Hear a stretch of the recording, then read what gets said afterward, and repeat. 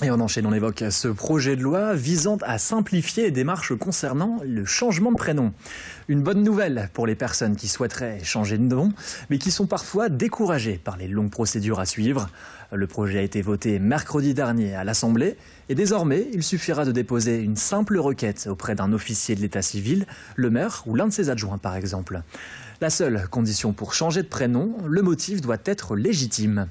Auparavant, il fallait déposer une demande auprès du tribunal de grande instance, demande qui demandait beaucoup plus de temps pour traiter. Et certains montent déjà au créneau, à l'exemple des avocats. Conséquence directe, ils sont évincés des procédures, entraînant donc un manque à gagner évident.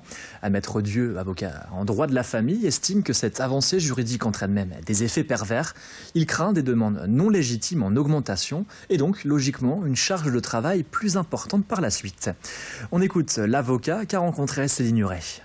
Donnant la compétence à l'officier d'état civil, je pense que dans les grandes villes, ça ne posera pas de difficulté parce que les officiers d'état civil sont très compétents en la matière et ont au moins une formation, un minimum juridique. Maintenant, pour les petits villages et dans le nord de la France, on en a extrêmement beaucoup.